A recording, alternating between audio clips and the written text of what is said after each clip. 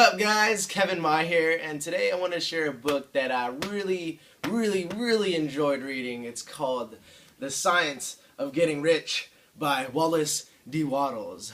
I want more money. You want more money. If you want to know how to be successful, I definitely recommend picking up this book. It's hella short, 60 pages.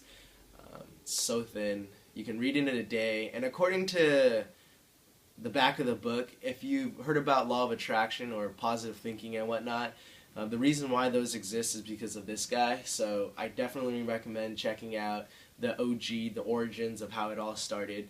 Pick it up, give it a go, and if you're too lazy to get it, then you don't deserve to be successful anyways. Anyhow, instead of going over the whole book, I decided to pick out a few things that I really enjoyed reading and resonate with. Throughout the book, though, he stresses the need to be rich, that we should seek to attain a lot of money. He says, in order to know more, do more, and be more, we must have more. We must have things to use, for we learn and do and become only by using things.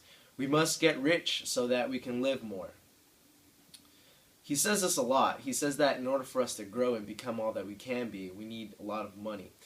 And I'll further explain and elaborate why he says that, because it sounds like, oh, you need a lot of money, you should be greedy, but it's not like that. He says, that which makes you want more money is the same as that which makes the plant grow.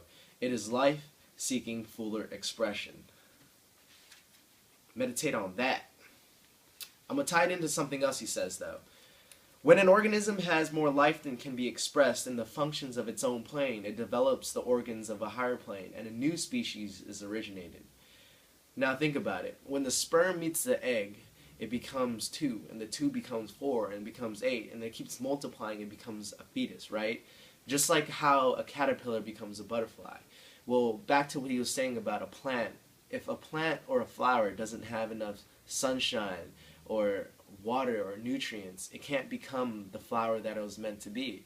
Just like the fetus or the caterpillar can't bloom into a butterfly, or it can't become a baby if it doesn't have the resources. So he's saying what money can do in today's society is it helps us have all the resources we need to become fully developed human beings. And then he further says, the progress of the world is retarded only by those who do not fill the places they are holding. They belong to a former age and a lower stage or plane of life, and their tendency is toward degeneration. No society could advance if every man was smaller than his place. Social evolution is guided by the law of physical and mental evolution. In the animal world, evolution is caused by excess of life. Some pretty true shit. So what's the science behind it, right? What's the formula? What's the evidence? Throughout the whole book, though, it's bits and pieces of what you need to be doing or how you should be living in order to attract wealth in your life. But what I got from it, what I kind of summed up, is 3 main things. 1, the way you think, so thinking in a certain way. 2, efficient action, which he has a chapter on right here.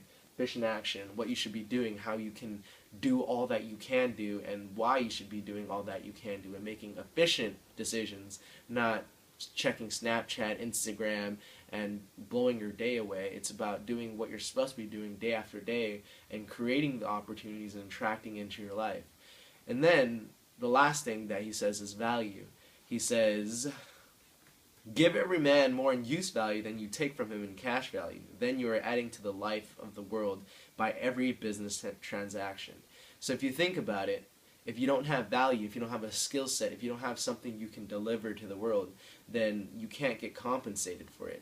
He says what your use value is should be always greater than the cash value that you're asking for. So this book, for example, I bought it for what, $5, $10. It may not be worth what the book is actually worth, but if the value that it gives me helps generate $1,000, then the use value of this book has just exceeded the cash value.